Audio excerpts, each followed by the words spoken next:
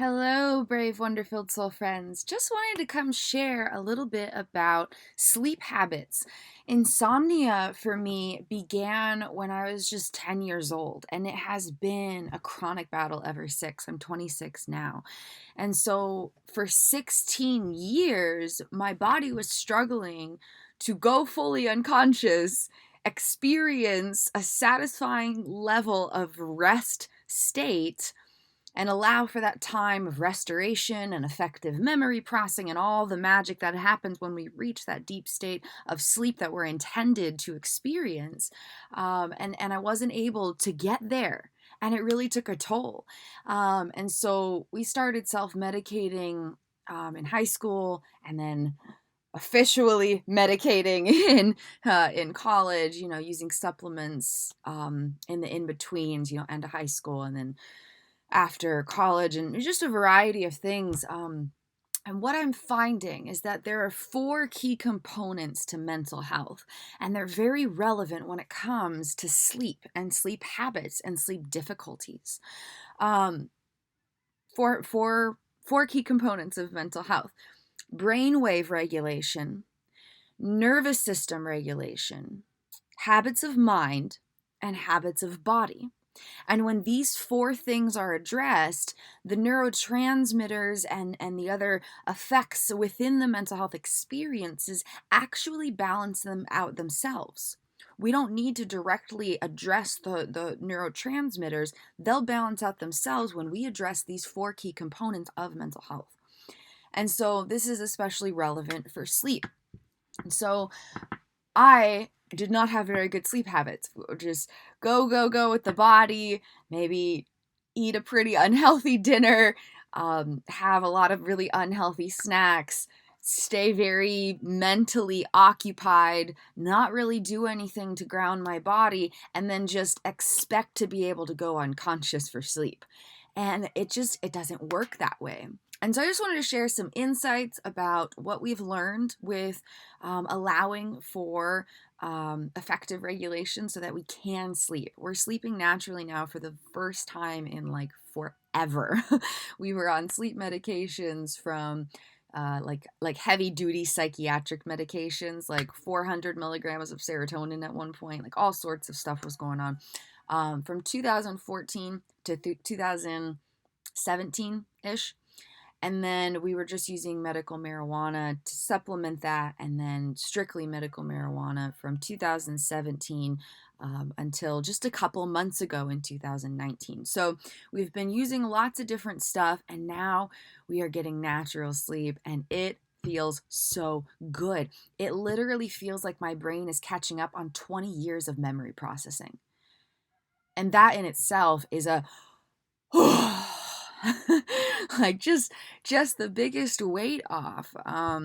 A lot of the chaos that was happening during the day, not all of it, but a certain amount of it for sure, was just coming from the exhaustion compiled from the years of lacking sleep and my body struggling to get into that REM state where things could really get processed and real restoration could happen and the brain could be fully active but without my conscious knowing and operating in that kind of mentality, and etc. So brainwave regulation, nervous system regulation, habits of mind, habits of body. These are the four components of mental health. When these are addressed, everything else falls into place. This is all we need. These four components is it, right here. And so for sleep, nervous system regulation, that can look like meditating, doing some yoga, really just allowing the body to relax. We do meditations where we specifically focus our intentionality on relaxing our muscles. Like we just breathe deeply and I give my muscles permission to relax. I breathe in love and light and I exhale the doubt and the worries and stress. Just allowing for that regulation in a very natural way. And it does take practice because when we're not used to being regulated, our mind and our body are going to be like, but what about this? What about this? Let's go do this. Let's go do this. And that's just the unconscious habits. And those can get rewired. They don't have to be the permanent experience of our consciousness at all. They're really just habits. And the more we feed new habits, the more the old habits lose the energy to sustain themselves and they don't become as prominent or dominant. And so nervous system regulation, we like to kind of expend energy as the sun goes down and then super relax our energy after the sun has gone down, and then do just some very, very gentle yoga stretching right before bed with some deep breathing. And that's kind of what we've been doing lately. It also really helps to just ground in nature. For the expending energy, we're always in nature, bike riding in nature, going for a walk, hugging trees, just getting in nature, just to ground in the beauty beyond the way our mind likes to go. Because life is busy. There's a lot of components to life. Life is complex, and it's miraculous in that way. But when we're focused on the complexities and all that needs to be done and blah, blah, blah, blah, blah, blah, we have a hard time just... And that feeling is where sleep comes from, or where it can come from, where that it comes from relaxation. And if we're not allowing for ourselves to relax, sleep's going to be difficult. Even if we get there, we might be waking up in the night, we might be tossing and turning because our mind and our body are still trying to do all these things that we couldn't let go of before we went to bed. And so I kind of think of the morning as like embracing, and then the nighttime is like releasing, and just kind of allowing for that intentionality to give my body and my brain permission to rest. They really need permission because they're fighting for us. Our body and our brain are just fighting for us and working for us, and they want to show up for us. And so we kind of have to give them a little bit of permission to take a little break. Otherwise, they're going to keep trying to fight for us when we're trying to rest. And so diving into nature really helps. Just allowing the mind to be. We really enjoy hugging this one particular tree down the street. She's our friend. We're like, yo, what's up, tree? Nice to see you again. How you been?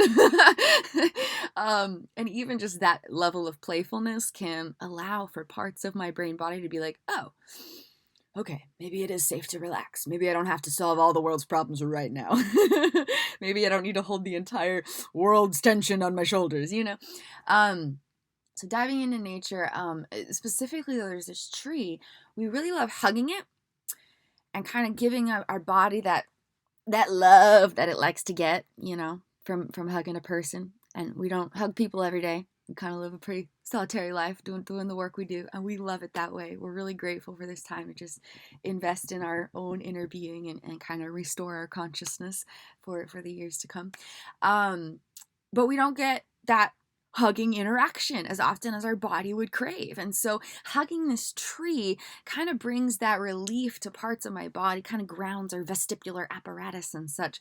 And so we hug this tree and we look up, and just the textures that we see. There's so many different textures and colors and shades within the colors and textures. And just allowing our mind to focus on that while we're breathing and hugging the tree, it takes a little piece of stress off, one little energetic piece at a time. And something in me can feel a little lighter as I'm walking home. And so just kind of establishing a daily ritual where you give yourself permission to let go. And you can embrace again in the morning, you know? So nervous system regulation, brainwave regulation. And these kind of go hand in hand, or they can anyways, if we kind of allow for them to. But our brainwave regulation can be related with like the way our thoughts are fighting for us. And so in kind of a lower wave of regulation, that's where there's not a lot of thoughts happening. It might be a state you get to in like self-hypnosis, or when you're sleeping, or in a very deep state of meditation, and things are just very quiet. And then when you get in the higher ranges, like especially over 20 hertz, that's where things get chaotic, and there's anxiety, and you're frantic, and there's racing thoughts, and there's intrusive thoughts, and everything's just going, and there's so much happening, and blah, blah, blah, blah. And there's a lot of thought trains happening simultaneously, because our brain is fighting for us, and our brain is part of our body. It's a body-brain system. Our mind and our body are very directly connected, and the one way we can connect with both of them simultaneously is through our breath. And so breathing and just allowing for a meditative practice, whether it's just sitting there and meditating or whether it's a meditative practice where I'm going to go for a walk, but I'm going to walk as slowly as I physically can and focus on my breath. Like it can be something like that. There's infinite ways to meditate. There's a lot of benefits to just sitting and being and focusing in that way kind of a thing, but there's an infinite amount of ways to meditate. And so if one form of meditation doesn't resonate, don't let that stop you. Don't let that stop you from reclaiming your power. You have infinite power, and meditation is a big tool in really harnessing that power. Because you always have power. Every moment you have power. And meditation is just a really powerful tool for embodying and really enunciating that personal power that you already possess. And so cultivating some kind of meditative practice where you really just slow your mind. Because if we lay our body in bed and our brain is like, all right, we're laying down. This is the perfect time to solve all the problems we didn't get to. Okay, now how about this? Now how about this? Now how about this? Now how about this? Now how about this? Let me overplan. Let me overthink. Let me overworry. Let me overprepare. Let me overanalyze it. Let me, and you're laying in bed like, why won't my mind just be quiet? I'm trying to go to this unconscious rest state. What's up, dude? It's because of the brainwave regulation. And so really just being intentional with slowing down our thought engagement, like if we're engaging in heavy duty projects or we're doing a lot of thinking or we're stuck in a problem we feel like we need to solve right away, or we haven't let go of an argument that happened or whatever it might be, those thoughts are really going to come in when our body is still and we're trying to lay down. And all of that stuff's going to come rushing up. And that was a big reason that we were struggling to sleep all those years, was body regulation, nervous system regulation, and brainwave regulation. And so really cultivating daily rituals to help regulate your brain waves and nervous systems, your body-brain system, can really allow for some personal power reclamation and an increased sense of rest within your nightly sleeps. Sleeps. Sleeps, sheeps, sleep, sheeps, sheep, sleeps. So brainwave regulation, nervous system regulation. And then the way that we do that is through the habits of mind and habits of body. If we're really pushing ourselves and doing all the stuff with our brain, if we're not engaging our body and allowing for a release of the energy that it's creating, that's going to come with us when we try to sleep. And our body's going to feel anxious and tense and want to go do stuff. And our brain's going to feel anxious and tense and trying to do all this stuff. And we're back here frustrated, like, why won't you just stop it already? It's time to be unconscious now. Go to sleep. And so we can really step in. We can really step in and show up for ourselves in a new, fresh, revitalizing, rejuvenating way where we reclaim our power by cultivating habits of mind and habits of body that encourage for brainwave regulation and nervous system regulation. And that's where the daily meditation really comes in handy. Handy dandy. There's just infinite ways of meditating and infinite levels of personal power reclamation available when we engage in meditative practices. And I first was introduced to meditation in 2014, but it didn't make a lot of sense to me.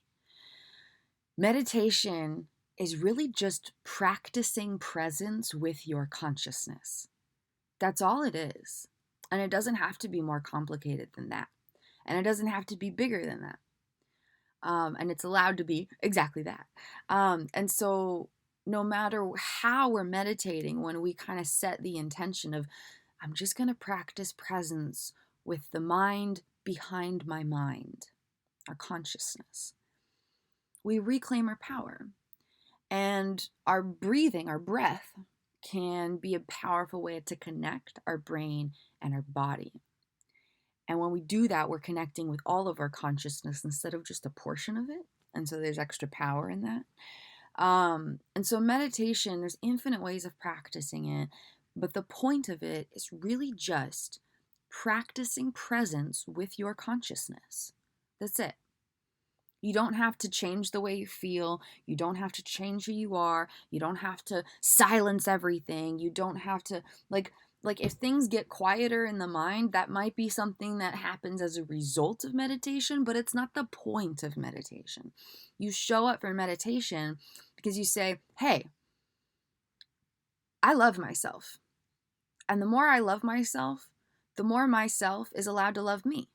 And so if I invest in loving my consciousness, the consciousness that carries me will feel a little more loving. And so if we're having those harsh thoughts or difficulty sleeping or just a lot of self-criticism or just a lot of impatience or a lot of frustration or a lot of disconnection or a lot of unfulfillment or a lot of despair or depression or anxiety or dissociation, it's because our consciousness is not feeling our love.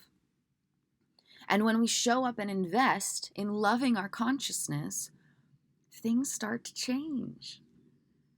And our consciousness has more permission to love us back because we're showing up to teach it what love feels like. We are love and light at the core of our beings. It's really that simple. And anything that isn't love and light is just something that needs our love and our light that's living inside of our habits of mind, habits of body. And when we show up to love our consciousness, the whole game of life starts to change, and we realize that we do have power.